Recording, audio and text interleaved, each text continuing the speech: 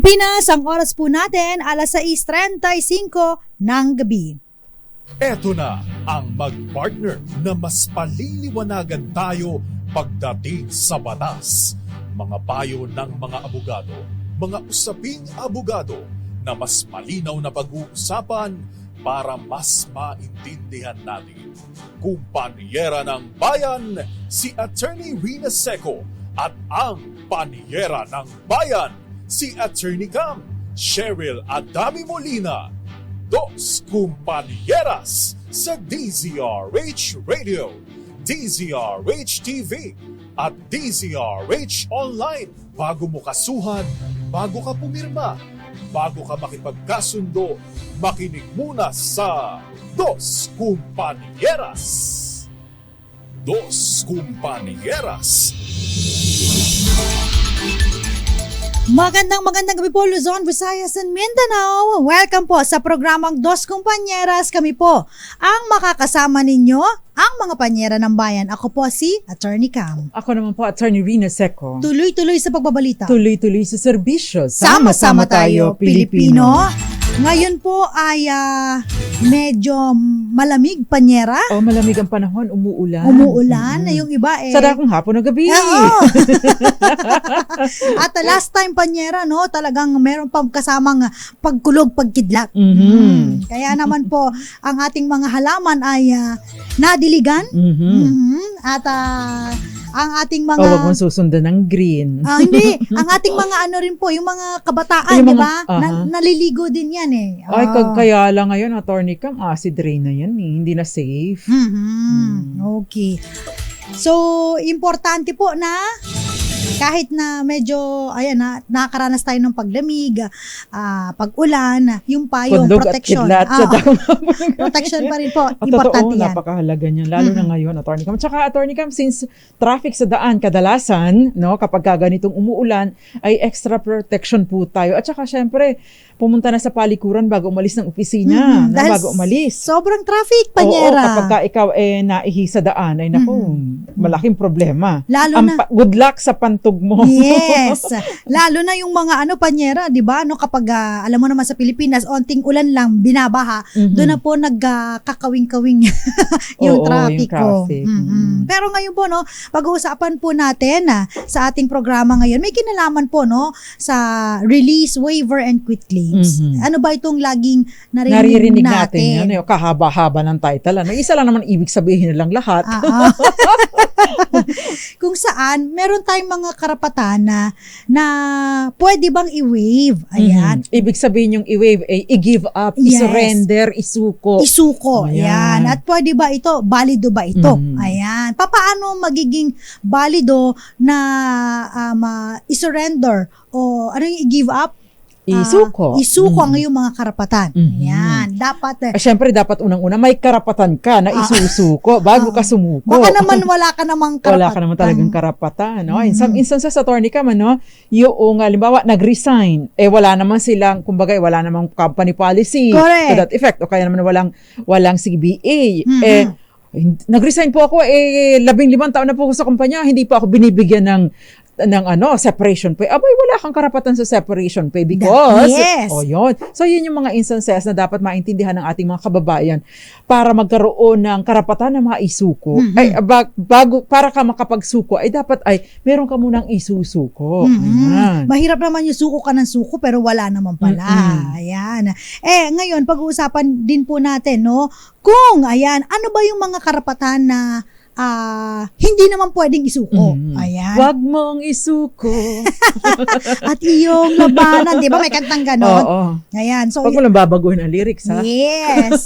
Alam po natin, di ba, na ang pagsusuko ng karapatan ay pinapayagan naman po ng batas. So, yan ha. Makinig po mabuti. Again po, pinapayagan siya. Basta hindi po ito kontra doon sa sinasabi natin na contrary to law, sa batas, public order, public policy, good customs, and morals. Yan. So, napapansin kasi natin at napapakinggan natin lagi, pag magre-resign sa trabaho, may pinipirmahan. Yan. So, pwede bang hindi mo yun pirmahan? Mhm. Di ba? May question na ganun. Mhm. What if ayoko pong pumirma? No? Pwede ko bang sabihin na pwede po ba nilang i-hostage yung aking final pay? Yan. Dahil hindi ako pumipirma sa waiver? Kasi yan ang maling connotation ng mga HR personnel na kapag hindi pumirma sa mga release waiver and quit claim, wag ibibigay ang final pay. Wag ibibigay ang clearance. Wag ibibigay ang COE. Di ba, Panyera? Yes, Napapakinggan oo. natin yung mga yan. So parang tayo napipilitan na pirma na lang Kahit para makuha. labag sa ating kalooban or mabigat sa ating dibdib ang Totoo pagpirma. yan. So, Tsaka next question, attorney kami, kapag ka ba may pumirma ka na doon, ibig bang sabihin talagang total surrender na ito? oo. Wala ka na bang karapatan pa na, I changed my mind. Or hindi po pala gusto ko po palang ma-recover yung full amount kasi kapag ka po merong release and waiver or release or quit claim, no? Ibig sabihin nagsusuko ka. May no? sinusuko ka. May isinusuko ka. Yan. Nakarapatan na Intentional, meron ka. no? Alam mo na merong karapatan, pero intentional ang pagsuko mo nito. Paano kung hinostage, no? At matindi ang iyong pangangailangan. Sige, kung hindi mo pipirman to, wala kang pera, wala kang pamasahe pa uwi, maglalakad ka mula monumento hanggang Pasay. Hanggang Baclaran ako, hanggang Baclaran. Ang layo nun Yan. Pirma ka na lang kasi wala kang pamasahe. Di ba? Kalayo-layo.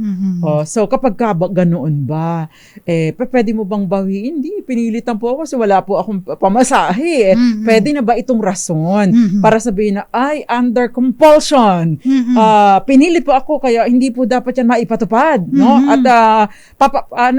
magkakaso po ako. Yan. Tapos meron ka pang pinirmahan, no, na usually po pag mga waiver at quit claim, no, pagkahaba-haba, no, ng mga nakalagay na mga provisions doon na medyo technical pa na hindi mo maintindihan. Basta pirma lang ng pirma. Pwede mo bang i-demand na pwede po ba dahil hindi po ako nakakaintindi ng Ingles, sa Tagalog na lang po isulat? Pwede mo bang gawin yon? Yes. Ayan. At ano nga ba ang dapat na nakapaloob sa isang valid waiver or valid quit claim?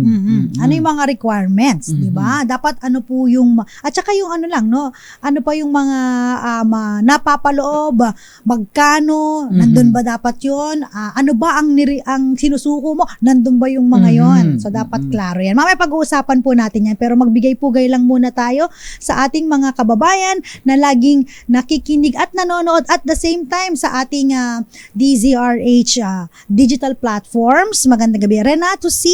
Ayan, Ivy Gutierrez. Ganun din po si Jerry Azizoraida ng Pampanga. Magandang gabi sa iyo, Gael Enriquez, Ador Cortez, Ray Duque, at nanonood din po sa atin si Federico Bagui, si Jason Valencia, Ma'am Irene Maldovar, at si Mami Belen Rivera, Violeta Montecalvo Zambrano, Sansar Pertes, dyan sa Paranaque. Magandang gabi sa iyo. Gayun din Eduardo Narvaez, Kenneth Arevalo, Daniel Catubay Laguno, at Tita Ami Miraflor Garcia. Magandang gabi, maayong gabi ikaninyong tanan diha sa Guimaras Island. At syempre, mga taga Marinduque, nanonood din sa atin ngayon. Ayan, magandang gabi rin po. No, happy birthday kay Miss Cassie Sarmiento. Happy birthday ba? Happy birthday. Happy birthday ang pakinig ko happy birthday. Ayan, sa'yo. Ayan na. At sa mga gusto pong sumali sa ating Malacash promo, meron pa rin po tayo. Namimigay po tayo tuloy-tuloy po in celebration of our 85th anniversary.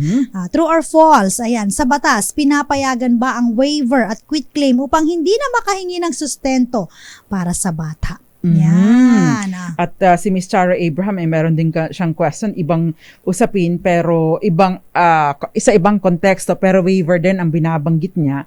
At si Joey Barbecho sa Karamoan, uy, maganda dyan, attorney ka. Karamoan? Sa Karamoan, Camarines Sur. Hindi ko pa ako Sikat yan di ba? Ang ganda ng dagat. Yes. At happy birthday kay Tita Son, Marison, dyan sa, ano bang department si Tita Marison? Yung nagpa-pansit at barbecue kanina. Happy birthday sa'yo, Tita Marison. Ayan. Happy birthday po sa inyo. Ayan. Sa lahat ng mga nag-celebrate ng birthday, ayan, happy Sana birthday. mabusog kayo. Si at mabusog ang mga pinakain ninyo. Oo, yung aking birth month niya ngayon si Jim Trinidad. Ayan, yung sa KBP director. Happy birthday po sa inyo. Ayan. So, ito na, pag-usapan lang natin muna yung mga basic na principles po pagdating po sa waiver, quit claim, no? Yung tinatawag natin. At bakit ba laging merong ganito? Again po, sinasabi po namin, hindi po pinagpabawal ng batas, pinapayagan po ito ng batas, basta po sinabi natin na subject sa condition. At halimbawa po, no, kapag ang waiver at quit claim ay nag-constitute po ng credible, mapagkakatiwalaan ito. At reasonable. Reasonable. Patas. Voluntaryo. Voluntaryo, yan. Loob. Ito, dito, walang sapilitan. Yan, dito lagi sumasablay Sa voluntaryo, walang sapilitan, walang impluensya. Ayan. At syempre, dapat po, dito medyo sumasablay din yung iba, naiintindihan. Yes. Nung pumipirma, kung ano yung kasi pinipirma English, niya. o di ba? Anong trabaho dun sa, hindi naman natin sa minamaliit, pero syempre, kapag kagano hindi masyadong naiintindihan, dahil let's face it, kahit po mga professionals, no, mahirap intindihin itong mga nakasulat dito, no? Pinahaba pa ng gusto. Para tamarin ka na lang magbasa. Totoo yan, no? Diba? Parang nananadya ba? Parang sinadyang pahabain para hindi nabasahin. Correct. Para pirma na lang agad. Parang yung mga kontrata mo pag ikaw ay nagka-car loan o kaya nag-home loan o kung ano-ano pa sa insurance, kadami-dami at kahaba-haba, ang liliit pa ng font para bang bawal basahin. Tsaka pag tinagalag mo yung release, waiver, quit claim, release, pagpapalaya, waiver, pagsuko, quit claim, no? Pag wala nang paghabol, no? Oo, ayan. Yun sa mga maaari mong makuha pa sana, no, na karapatan. Pero pansin niyo, iisa lang 'yun. Pinahaba lang talaga. Pinahaba lang. Ang ibig pong sabihin ng waiver ay pareho lang din ng quit claim. Oo, dapat ngayon waiver or quit claim, not waiver and quit claim. Meron pa ngang release. Is waiver and quit claim. Kaya release. Akala mo ay nagiging and or waiver. Akala yata nung iba ay nagiging valid porket napakaraming mga terminolohiya na nandun na iisa lang naman ang ibig sabihin. Pagsuko ng iyong karapatan. Para hindi mo na raw maidemanda ang iyong employer, kasi quit claim nga di ba? Wala ka ng claim sa kanya. At syempre, paglaya sa mga responsibilidad at obligasyon niya sa'yo bilang empleyado. Ayan. So, yan po ang magandang talakayan. Kung meron po kayong mga gusto pong i-share sa amin at syempre, yung mga gusto pong mag-message sa amin, puntahan niyo po ang DZRH News Facebook. Live na live po kami ngayon, DZRH News Television at DZRH TV 4K live stream. Yes, at of course, pwede rin po kayo mag-private message sa amin at babasahin po namin ang inyong question. Yes. Magbabalik po ang Dos Compañeras. Ilan po munang mga paalala. Diyan lamang po kayo. Nakakasama pa rin po ang mga panyera ng bayan. Ako po, Attorney Cam. Ako naman po, Attorney Rina Seco. At ito po ang Dos Compañeras. Dos Compañeras. Ayan. Dos Compañeras! Eto na, siya na nag-stinger Dos Compañeras. Guluhan ako dun Ayan nagbabalik po ang programang Dos Compañeras. Kasama pa rin po ang mga panyera ng bayan. Ako po si Attorney Cam. Ako naman po, Attorney Rina Seco. Babati lang ako, Attorney Cam. Yes. Magandang gabi muna and thank you in advance. Regaluhan daw niya ako ng magandang microphone. Talaga ba? Si Miss Sanser Pertes, classmate ko yan ng college at barkada ko. Regaluhan daw niya ako ng bagong microphone na maganda. Yun, sana all. Oo, mag-donate ka Sanser, rin sa amin. okay lang mapikon ha. Yung mapipikon na magpapadala talaga.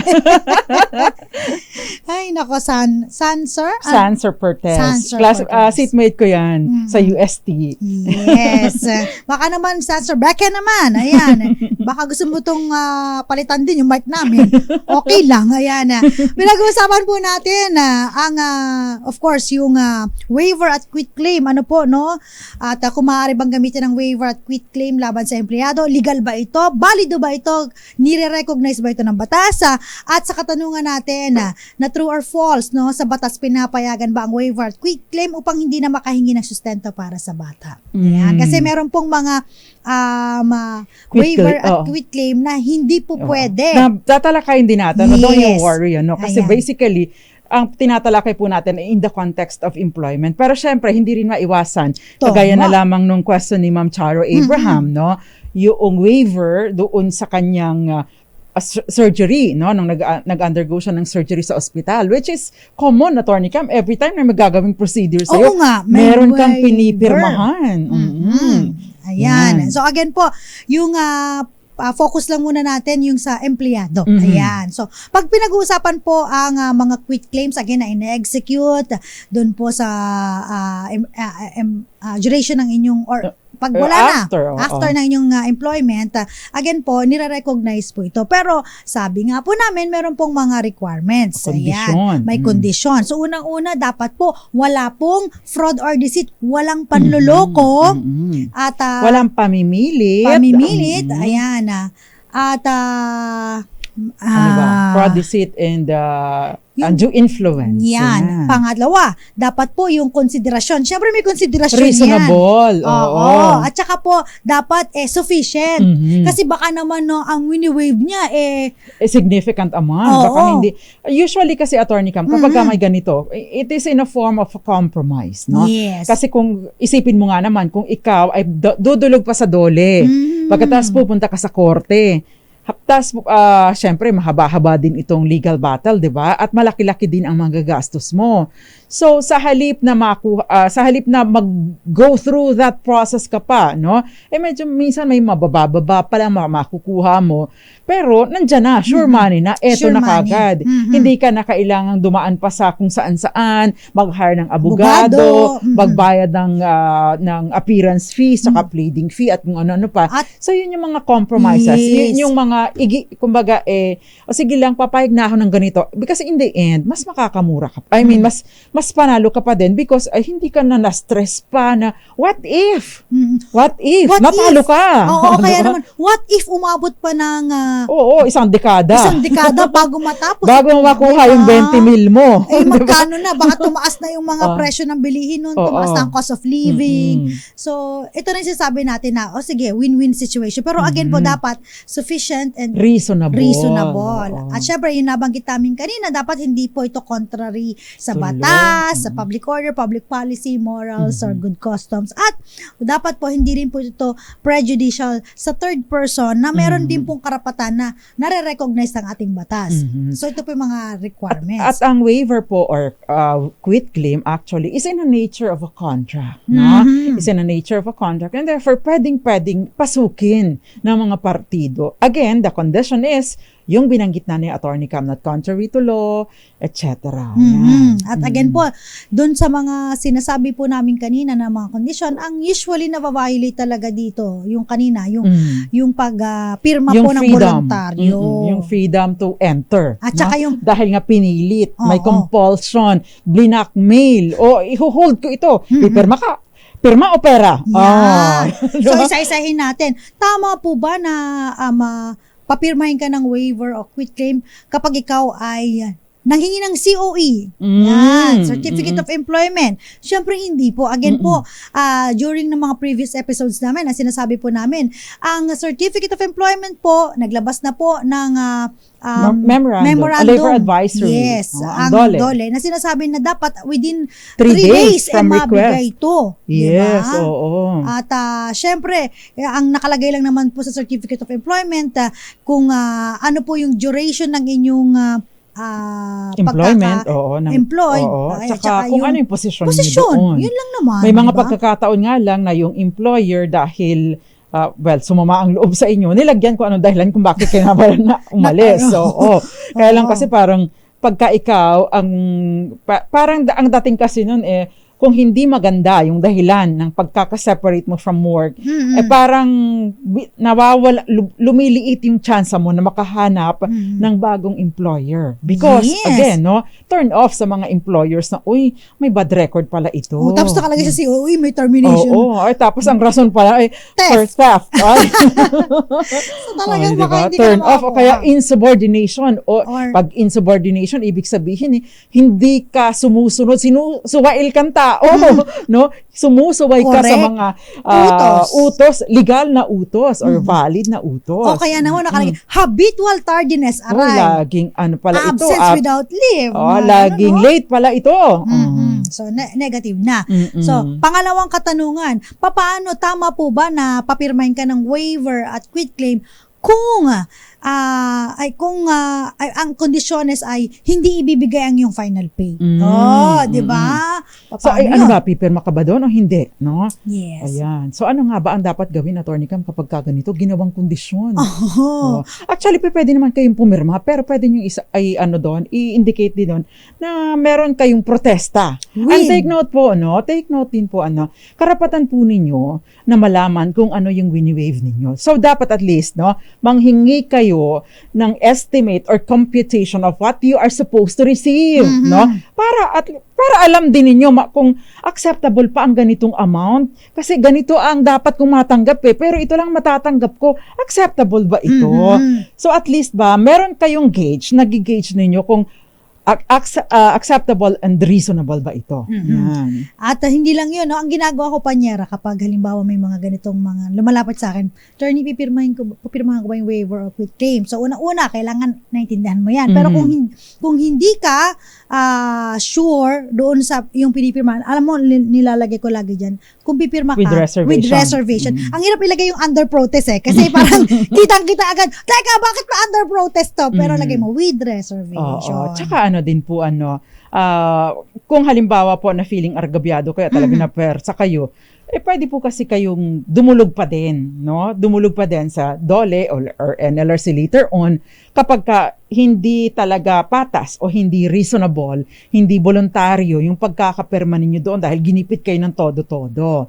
So, ibig pong sabihin, maaari pong ma-invalidate yung waiver na ito. But then again, may mga condition po na dapat din na tingnan. Kasi hindi sa lahat ng pagkakataon, although, dinidiscourage po ang mga ganito, waivers and quitclaims. Correct. Dinidiscourage po at ito. disfavor talaga ito. Pero dahil nga po layunin ng batas na mga protektuhan ng mga manggagawa dahil sa madalas na pagkakataon, lagi. nasa dehado, agrabyado ang mga manggagawa. Dahil syempre, ang may power ay ang management bilang siya ang may pera. Correct. So, yun, yung mga yung mga sinabi natin. At hindi lang yun, Panyera, once na merong waiver and quitclaim, or quitclaim, ang tinitignan po dito ng korte kapag ito po ay umaakyat, kapag nako-question itong mga ganitong pinipirmahan na kontrata, yung term na ginamit. Yan. So, usually sa mga HR, huwag kayong gagamit ng mga technical terms. Lalo na yung mga yung hindi mga highfalutin words. Yung halos, yung ikaw lang ang kung ikaw lang nakakaintindi o kaya kailangan mo pang i-google para lang maintindihan or hanap ka pa ng dictionary para lang maintindihan. In fact, kung tingnan po ninyo yung background na pinag-aralan noong pipirma. Kasi, Attorney Cam, kung halimbawa hindi naman ito nakapag-aral, grade 1 lang ang natapos ko. Di ba, kanta nun? No read, no write pa. Tapos, papipirmahin mo sa English, di may tulog ka na kagad kapag ka nagkasuhan. Di ba? Because, isa sa mga requirements is that naiintindihan. Paano naman niya maiintindihan? Kaya nga, I suggest, kung kayo po ay nasa management side or HR, it's good that you have several versions of your waiver or quitclaim. In Tagalog, kung sakasakali po, para din malinaw at at least, pagka nagkapirma kayo, nandun napartunayan nyo na kagad yung isang aspeto ng mga requirements ng batas or ng isang valid na waiver. Kasi po, nakatagalog naman po ito at nakalagay sa layman's term, di ba? Yun. Kasi, usually kaya lang naman hindi naintindihan kapag mga English na highfalutin, di ba? Oo, tsaka nakita mo na magsulat ang mga abogado. Totoo. Paligoy-ligoy. Tama. At marami na rin pong mga na-invalidate na mga quitclaim ang Korte Suprema. Kapag nakikitaan po na ang mga terms ay ganito, highfalutin words at medyo unfavorable po, hindi po sufficient and unreasonable yung pagpirma at merong mga undue influence po sa ating mga empleyado. So, alam mo naman ang ating batas laging in as much as possible in favor. Pinoprotektahan po kasi ang manggagawa. Employees. Yun. Pero of course, may basehan po itong mga waivers na ito dahil mismo sa Civil Code, unang bahagi ng Civil Code, Article 6 of the Civil Code, rights may be waived unless there are conditions. Waiver is contrary to law, binanggitan ni Attorney Cam. Public order, public safety, public policy, good morals, good customs, etc. Or kung halimbawa naman po ito ay prejudicial to a third person with a right recognized by law. Sa Article 6 of the Civil Code. Yun. Dos Compañeras. May question dito pa, paano po kung halimbawa, dun sa pipirmahan ko po, ayan no, wala na daw pong isasama na 13-month pay. Tapos ibibigay na lang daw po yung final pay ko. Pwede po ba yun? Pag ganito po, no, sinasabi natin, no, ang 13-month pay po ay, ano po yan, entitled po ang empleyado. Hindi na antay ng Pasko. As a matter of law. Yan. Kasama na ito, Attorney Cam, sa Yes. final pay.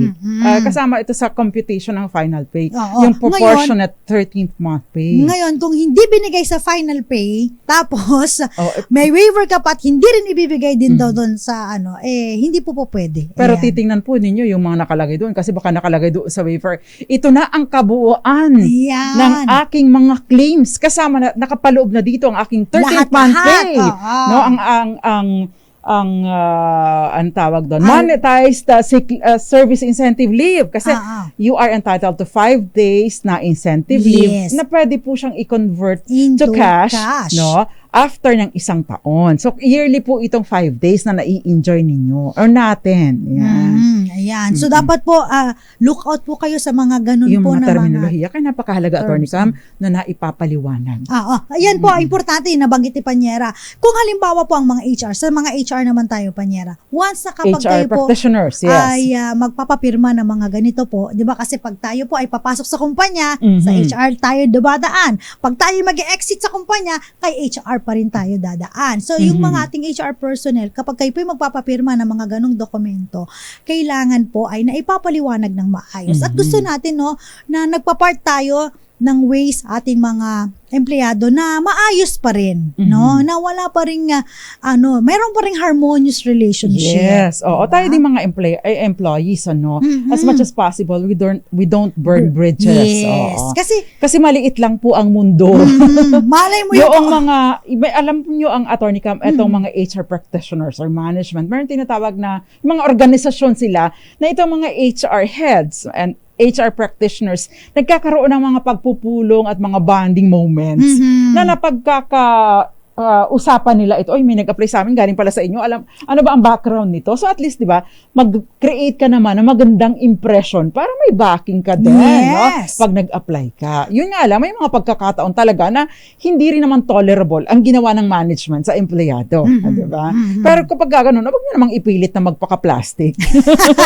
Oo naman. Ayan. Tsaka may mga iba pong mga kumpanya na kahit ikaw po ay umalis na, when it comes to, alam mo yung babalik ka, pinapayagan pa rin kasi walang bad record. Wala kang bad record. Oo, at maganda yung pinagsamahan. Reasonable naman ang yung pagde-decide na ikaw ay mag-resign. Dahil kunyari, family matters, ngayon malalaki na ang mga anak mo, baka pwede kang bumalik, gusto mo bumalik. So maganda naman ang record mo, track record mo. So pwede pa rin, di ba? Attorney Cam, si Rosel, diskumpiyado po ako sa amount na matatanggap ko. Pero ayaw po pumayag ng HR na i-release ang final pay ko kung hindi ako pipirma ng quit claim. Ano po ang pwede kong gawin? Yun na yun. Sabihin mo, kakasuhan kita. Dahil joke lang. Pero kapag ka po kasi ganito, pwedeng yun, yung binanggitan ni Attorney Cam, that, yung with reservation. In fact, kapag ka hindi naman po talaga valid ito, I mean, kung masyadong prejudicial sa'yo, pwede ka pa rin magsampa ng kaso. Ang mangyayari nga lang, kung sakasakaling manalo ka, no, yung natanggap mo na kaya ka nga pumirma ng quit claim, no? Yung natanggap mo ng amount ay madideduct doon sa kung magkano talaga yung dapat mong matanggap. Yun. So yung kakulangan yun, yung balance or yung difference, yun ang matatanggap mo. Pagdating mo din naman doon at nagkasundo na kayo, ito pala, kung dagdagan mo ito, pipirma ka ulit ng quit claim.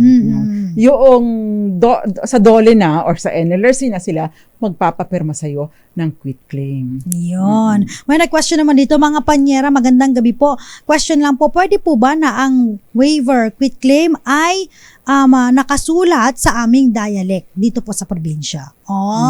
Ay, pwede Maganda nga po. yun Ayan. Again po, no, hindi po nire-require dito na is either English o kaya Tagalog po, no? Kung halimbawa po ang ating mga manggagawa ay mas naiintindihan nila ang kanilang pipirmahan at dahil sa ito ay nakasulat sa kanilang dialekto, mas maigi po na doon nyo po, di ba? Yes, Isulat. At least, di ba? Kasi po ang burden of proof, tandaan po ninyo, ang burden of proof na magpapatunay na ito po ay pinirmahan ng voluntaryo ng employer ng empleyado ay ang employer. Yes, kanila kapag papatunayan dumating yun. kapag kayo ay nagkasuhan, Yes. ang obligasyon na patunayan na naalinsunod sa mga requirements, compliant sa mga requirements yung quitclaim, yung nagpapirma sa inyo. Yes. Oo. So, hindi po ang employee. So po, good points ka na agad dun kapag nakasulat na yung dialekto. Kasi intinding-intindi na yon. Yan.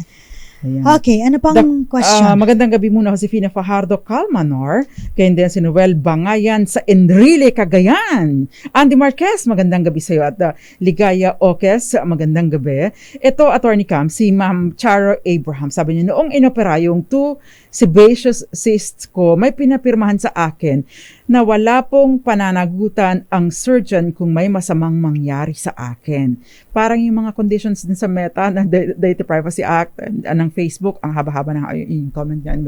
Yun pong mga ganito kasi, no, ang sinasabi naman po kasi ng batas, no, ay or ng jurisprudence, yung mga doktor, hindi naman sila mga Diyos na hindi rin nila, may mga pagkakataon na hindi din nila control dahil kondisyon ng katawan mo, kung paano magre-respond ang katawan mo sa treatment or sa surgery, no.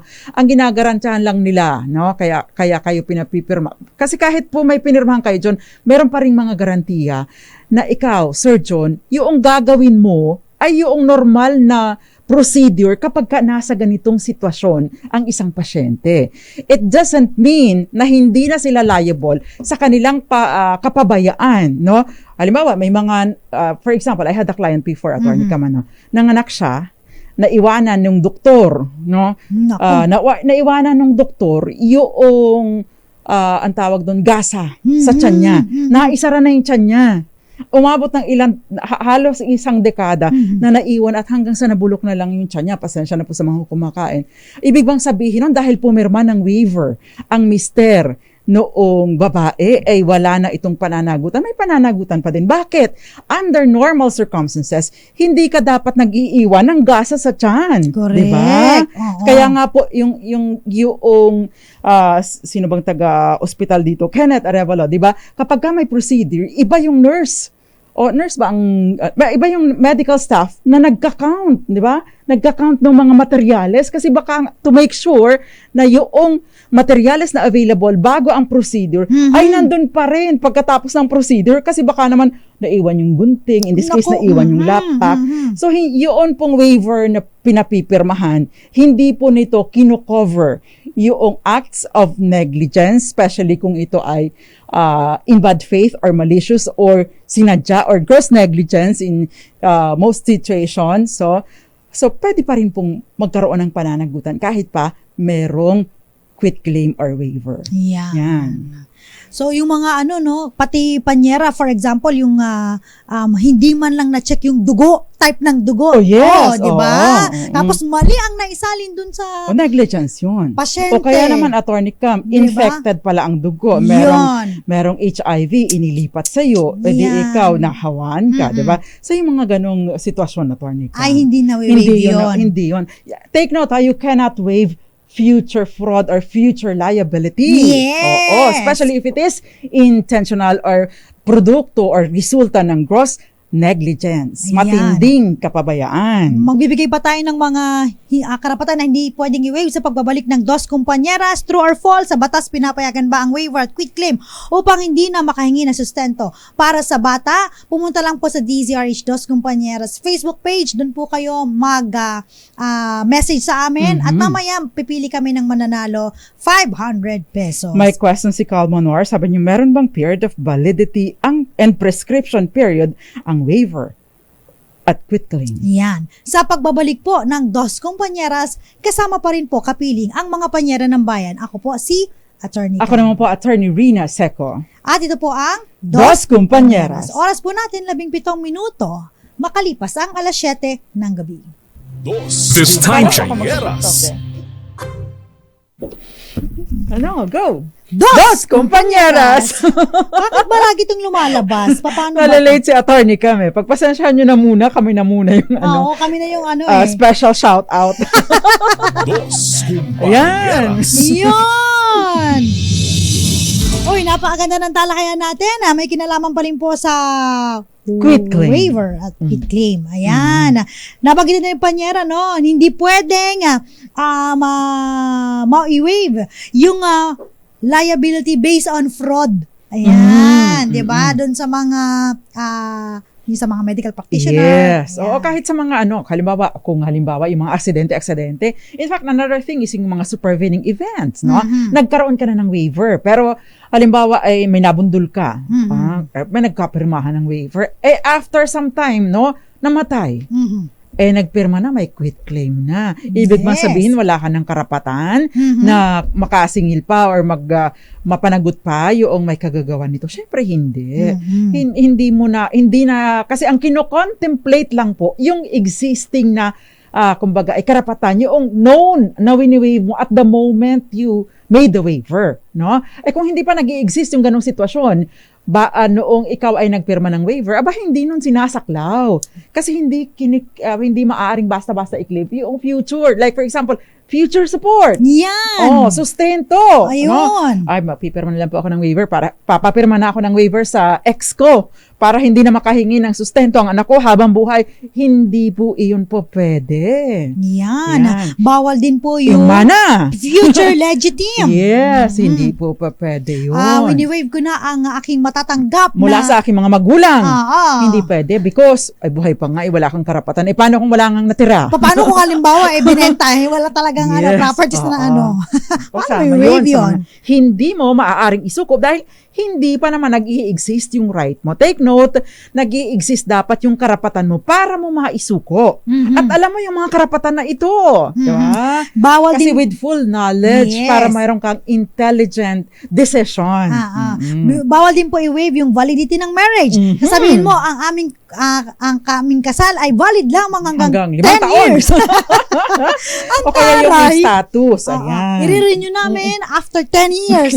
Sa bawal din po yun. Yes. At yun nga sinabi ni Panyera, civil status. Ako po ay married, ang status ko bilang married ay hanggang 5 years Hindi lang. pa pwede. Bawal po. So again po yung mga sumagot sa ating malakas promo na true.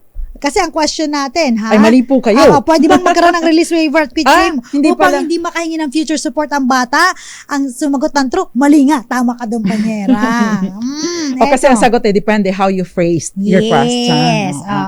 Mamaya, at sagutin mo muna yung question ito. ni Bailey. Ayan. Oo. Tapos, sasagutin si Cal Manor. Sabi dito po, question lang po. Nagpadole po kami. Then, nagpirma kami sa quit claim. Kasi po, hindi ibibigay ang bayad. Tapos, nagbigay ng cheque. Pero, talbog po yung cheque. Ano po ang mangyayari sa pirmahan? Thanks po. So again po nabanggit natin kanina, kapag kayo po pumipirma ng quit claim para itong kontrata, at sa kontrata meron pong valid consideration. Yes, At consideration po dito, yung perang ibibigay sa inyo na sufficient and reasonable. So kung halimbawa pong nangyari ganito na binigay na cheque sa inyo, at tumalbog, of course yung inyong kontrata may breach na agad na-invalidate yung inyong contract. Yes. At another thing, supposedly, ito'y problemang usaping pera lang pagbabayad. Pero dahil nag-issue ng talbog na cheque, ay ibig po sabihin, maaring magkaroon ng criminal liability yung nag-issue nito. Diba? So, na-doblehan ka pa ng problema. Diba? Sa halip na magbabayad ka na lang, pwede mo naman ipangutang yun eh. At another thing, Attorney Cam, kung halimbawa, at that time, na nag-issue siya ng cheque, closed account na pala. Abay, mas matindi pa ito. Matindi. Kasi may elemento na ng panloloko. Yes. Yung mga nag-issue ng mga ganitong cheque-cheque, yung mga nasa employer, no? Employer side, mag-iingat po kayo sa ganito. Yes. Ito naman, sige. Kapag nagkaroon na po ng meeting of the minds, nagkaroon na ng pirmahan, voluntaryo, at naipangako nyo na ibibigay nyo ng ganito, ibigay malinaw po ninyo. na in bad faith yung ginawa Yes. ng employer niya. Attorney Cam, itong si Calmanor, meron po bang period of validity and prescription period ang waiver at quit claim? Yan. Actually, yung pong pag nag-waive ka na at valid naman yung waiver mo, hindi na po nag-expire to. Ibig sabihin, absolute na yung pag-waive mo o pagsusuko mo ng karapatan. Ngayon, siguro ang gusto niyang itanong is that hanggang kailan mo maaaring questionin yung waiver. No? Kaya lang kasi, no, bagaman po at wala namang nakasaad sa batas, pero ang titingnan mo sa aspeto ng hanggang kailan mo ba pwedeng i-claim. Like for example, monetary claims, no? Money claims. Sinasabi po sa ibang usapin sa civil code, pero sa labor code, sinasabi, ang money claims ay pwede mong isampa within 3 years from the time na nag-accrue ang iyong karapatan for money claims. Therefore, yung waiver mo at least, no, kung gusto mong ipa-invalidate, at least within 3 years, pinag-uusapan naman dito ay pera Ang wini-waive mo usually, kapag ka ikaw ay umaalis sa pag-empleyo, ay ang inyong pera na natatanggap doon mula sa kumpanya. So in this case, sa loob ng 3 taon, pwede mo siyang mapa-invalidate dahil pera naman ang hinihingi mo. Ayan. Yes. Ibang usapin po yung mga waiver doon sa, halimbawa, resulting doon as a consequence of yung mga criminal actions and all, ay ibang usapin na po yun. Yes. Yan. Paano naman kung halimbawa, no, yung waiver at quit claim ay valid? Pwede po bang bago ng isip? I changed my mind. I changed my mind, no? Kung halimbawa po ang quit claim, assuming na ito po ay valido, ito po ay simple, clear, klaro, unequivocal, wala pong na-violate doon po sa ating requirements, ay hindi po ito subject sa pabago-bagong isip. Ayan. In fact, Attorney Cam, merong isang radio announcer. Yan. Hindi ko napapangalanan kung saang network siya nanggaling, pero kilala mong network ito. Yan. Itong announcer na ito ay na-separate from the broadcasting network. Pumirma siya ng waiver. Winave niya ay 311,000 pesos. Tapos, nagbagong isip niya. Sabi niya, ay hindi po kasi napilitan lamang po akong pumirma kasi may pangangailangan po ako. Hindi ko rin po naman naintindihan. Isa kang tao na nakakaintindi. In fact, communicator ka, taga-media ka. So, announcer ka at may position ka dyan sa network na yan. Imposibleng hindi mo naiintindihan itong mga nakasaadaan kasi pinirmahan mo naman ay nagbago daw yung isip niya. Well, pumirma ka na So, hindi mo na siya pwedeng bawiin dahil reasonable naman yung amount na ibinigay sa'yo. Yun. So, ingat din po tayo at dapat na wini-weigh din po natin or inaaral din po natin bago tayo pumirma sa anumang dokumento. Yun. Eto na sa mga nakaantabay sa ating Eto na ang DZRH Mas Malakas Promo Online. Sagutin lamang ang tanong ng ating announcer sa live Facebook page ng DZRH at instant meron kang 500 pesos na premyo. Ready? Makinig mabuti? Eto na! para sa ating DZRH Malakas question ngayong gabi sa katanungan na true or false, sa batas, pinapayagan ng waiver at quit claim upang hindi na makahingi ng sustento para sa bata? Ang sagot po ay hindi po, false. Hindi pwede. Ayan po You yung, cannot waive future support. In the Yes. same way, you cannot waive your future inheritance. Yes, kaya naman sa sumagot ng true, mali ang mga sagot nyo. Pero eto, marami rin sumagot ng false. At isa sa sumagot ng false, ang winner natin na si Lynn Garganera. Congratulations sa'yo! 500 pesos sa bangan kung paano mo makiklaim ang iyong papremyo. Dito po sa DZRH. Pahabol greetings tayo, Panyera. Jem Jerome, magandang gabi sa iyo. Rizal de Lorenzo, David Rodriguez, Jess Aguarin, at Carl Alarcos at maraming iba pa. Magandang gabi po sa inyong lahat. Magandang gabi rin po, Lando Penachos. Ayan, ang ganda talaga ng ating mga abogada at matatalino pa, Idol. God bless. Uy, nambobola Thank na. you very much. Arlene Sige po, Mangabang, bulahin niyo pa po kami. nanonood sa Bulacan, Francisco Salazar, Henry De Lohan, Jason Abulencia, Ria Soto, at marami pang iba. Maraming salamat sa mga tumutok. Nakasama niyo po ninyo ang mga panyera ng bayan. Ako po si Attorney Cam. Bakit pahabol ka pa? Kasi baka magtampo na naman ay. Magandang gabi po sa iyo and thank you very much for watching. Admiral Toto Gales. Ako naman po, Attorney Rina Seco. Tuloy-tuloy sa pagbabalita. Tuloy-tuloy sa serbisyo. Sama-sama tayo, Pilipino. Dos Compañeras.